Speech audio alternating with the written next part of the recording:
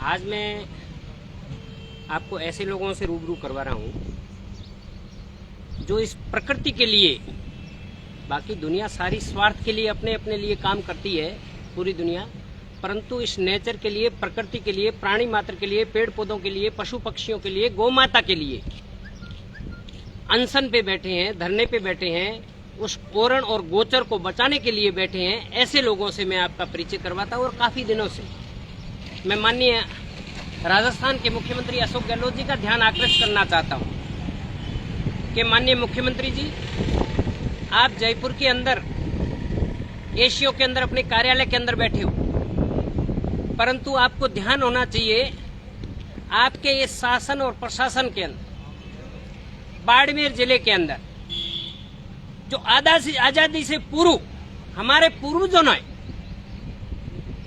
इतनी बड़ी पहले दूर की सोच रखी कि इंसान भी प्रकृति का अंश है, उसी प्रकार हमारे पेड़ पौधे, पशु पक्षी, जीव जंतु भी प्रकृति के अंश है।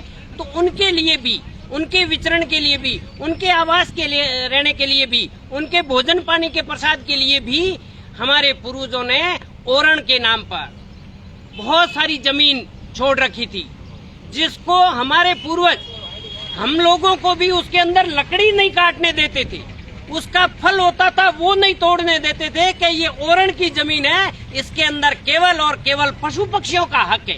देखो कितनी बड़ी सोच थी उन लोगों की। इसी प्रकार गोचर के लिए हमारे पूर्वजों ने वक्त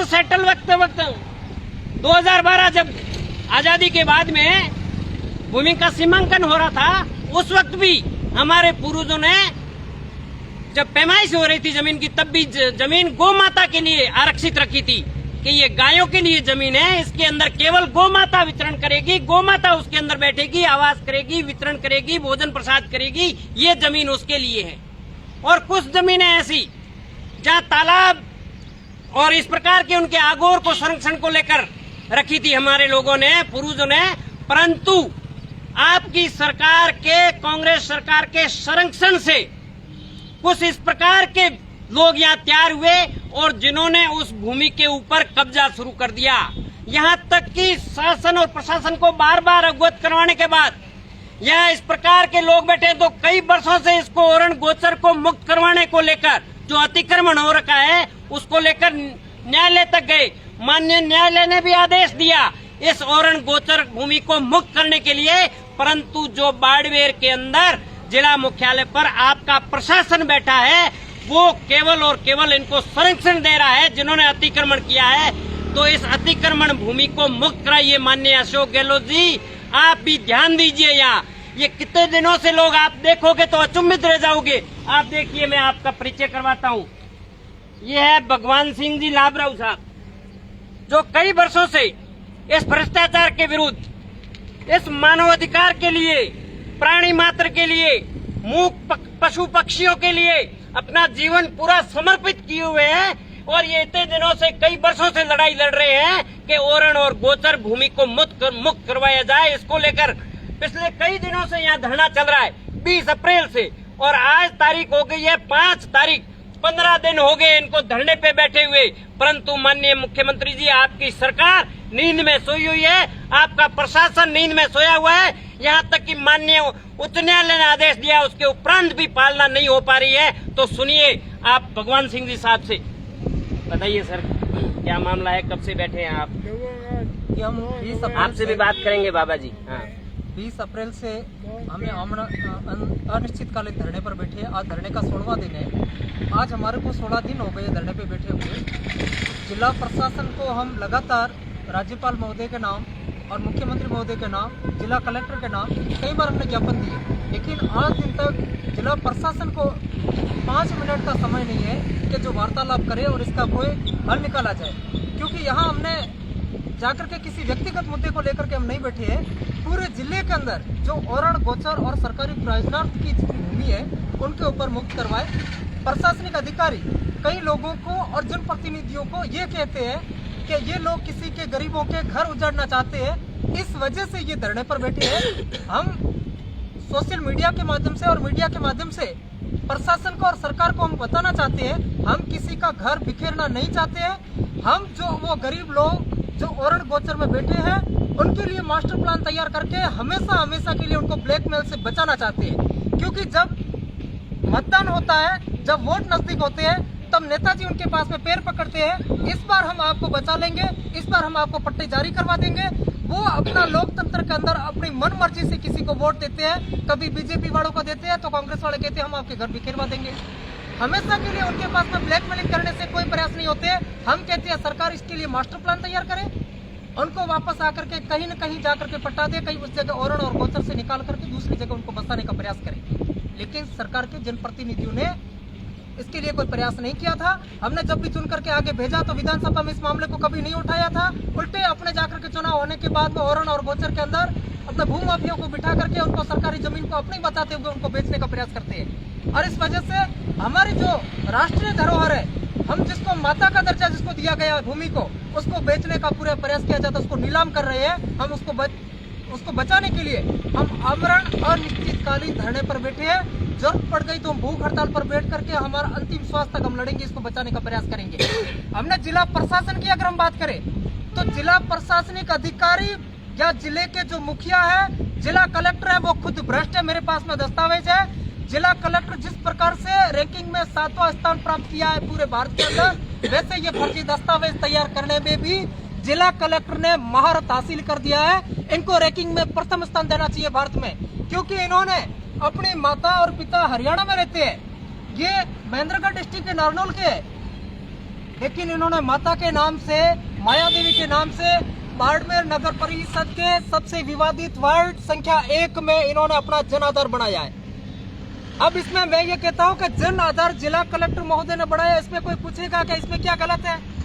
मैं कहता हूँ कि जन आधार अगर उनकी माताजी के नाम से बनाया, उनका आधार कार्ड राजस्थान का नहीं था और जन आधार है वो सिर्फ राजस्थान में ही लागू है। दूसरी बात, इनके अगर बैंक खाता है वो सिर्फ जिला कलेक्टर साहब का दिया हुआ है और जो जिला कलेक्टर साहब ने अपनी माता के जन आधार कार्ड फर्जी बनाते हुए अपना अकाउंट नंबर लिंक करवाया है, जिसमें कहीं न कहीं ये अनुचित लाभ लेना चाहता है। कहीं न कहीं ये जाकर के बाड़मेर के अंदर भू माफिया बनने की फिराक में हो या कंपनियों से कोई अनुचित लाभ लेकर के या जमीन खरीदने की फिराक में। इसलिए आज 16 दिन के बाद में भी जिला कलेक्टर महोदय को ये टाइम नहीं है कि इनके पास में आकर के बताए ये फर्जी दस्तावेज हो, ये मैं रिकॉर्डिंग चीज बताता हूँ, गवर्नमेंट दस्तावेज। और दूसरा, अगर जिला कलेक्टर महोदय की बात करें तो यहाँ जिला कलेक्टर महोदय को अपनी IPR शो करना पड़ता है। प्रत्येक लोक सेवक को 1 जनवरी को प्रति वर्ष अपना IPR का दर्शन और संपत्ति का ब्यौरा देना होता है। और बाड़मेर के जिला कलेक्टर महोदय ने जनाब ने 1 जनवरी 2022 के अंदर अपनी पूरी संपत्ति के अंदर नील बताया है। तो ये कहीं जाकर के हमारी तरह रोड के ऊपर बैठ के धरना तो नहीं देते होंगे। इनके दोनों सिस्टर है, दोनों एक IPS है तो दूसरी इनकम टैक्स अधिकारी है, तीसरे ये IAS अधिकारी है। तो कम से कम इनका पैतृक मकान तो अपने पिताजी के नाम का होगा। एक ही भाई है, इकलौती संतान होती है, राजस्थान के अंदर अपने माता पिता को छोड़ के अलग नहीं हो सकती है। अगर साथ में रहते हैं तो उनके पास में कम से कम मकान था, वो IPR में शो करना था, लेकिन यहाँ भी उन्होंने कूट रची दस्तावेज तैयार किया है। हम सिर्फ यहाँ पर के ओरण गोचर और संरक्षण को बचाने के साथ साथ हमने जो भ्रष्ट अधिकारी थे उनकी कुंडलियां तैयार करने के भी, उनको बेनकाब करने के लिए भी हमने प्रयास कई सालों से मैं करता आया हूँ।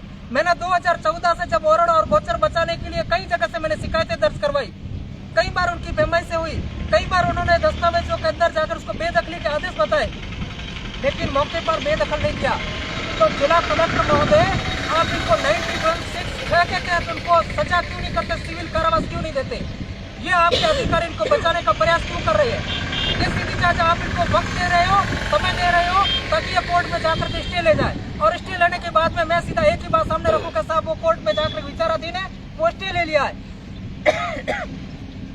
और ये स्टे की वजह से बचाने का पूरा प्रयास कर रहे हैं। और सीधी बात है कि बाड़मेर के अंदर पहले भी मैं बताता आया हूँ कि यहाँ बाड़मेर के जितने बड़े भामा साहब वो सब भू माफिया है, और वो भू माफिया है वो जिला प्रशासन के अंदर इनको संरक्षण देते हैं, इनकी बड़ी बड़ी पार्टियां ऑर्गेनाइज करते हैं। इनके पास में जब इनके पेरेंट्स आते हैं उनको बड़ी बड़ी होटलों में रुकवाते हैं, इनको बाहर घूमने के लिए इनको हवाई जहाज की टिकटें बुक करवाते हैं, और इस वजह से इन भू माफियों को बेदखल नहीं करते हैं। हम जिला प्रशासन से और सरकार से हम विनम्र निवेदन करते, अपील करते हैं कि हमारी ओरण और गोचर को मुक्त करवा दो, चाहे तो हमारे प्राण ले लो। प्राण लेने के बाद में भी अगर आप ओरण गोचर को मुक्त करवाएंगे तो भी हम अपने आप को भाग्यशाली समझेंगे। जय हिंद, वंदे मातरम। बहुत बहुत धन्यवाद। देखिए ये सारे लोग हैं ना, ये कोई किसी राजनीतिक दल से नहीं है, न कोई इनका कोई बहुत बड़ा नेटवर्क है। ये केवल और केवल जो वास्तव में गड़बड़ हो रही है, गलत हो रहा है, उसके लिए लड़ाई लड़ रहे हैं। सारे सामान्य लोग हैं, ये सामान्य किस्म के लोग हैं। तो मैं माननीय मुख्यमंत्री जी से निवेदन करूंगा कि आप इस मामले को अपने निजी स्तर पर दिखवाइए माननीय मुख्यमंत्री जी। इस मामले को लेकर बहुत बड़े गंभीर आरोप लग रहे हैं आपकी सरकार के ऊपर, आपके शासन और प्रशासन के ऊपर। आप जवाब दीजिए इस बात का। इतने सारे लोग, देखिए आप, इतने बुजुर्ग लोग बैठे हैं यहाँ। कहाँ की अपनी आज 80-90 साल के उम्र के वर्ष के लोग यहाँ गायों के गोचर के लिए, ओरण के लिए, आज या इस उम्र के अंदर ये घर के अंदर होने चाहिए थे, परंतु ये सड़क के अंदर बैठे हैं आपके राज के अंदर। 90 वर्ष बाद भी यहाँ इस ओरण गोचर को बचाने के लिए आए हुए बैठे हैं। क्या नाम है आपका? नाम क्या है आप रो? गैमरा राम जी। अच्छा अच्छा अच्छा अच्छा, गोचर ने बचावन हारू आया हो?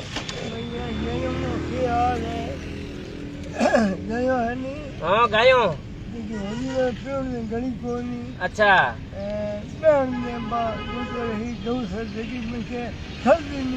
देखो जो गोचर बैठने के लिए थी, गायों के लिए थी, वो लोगों ने खेती कर दी उसके अंदर। उनको न जा बाहर निकलने की जगह, न पानी की व्यवस्था, न उनके चारे की व्यवस्था, न छाया की व्यवस्था।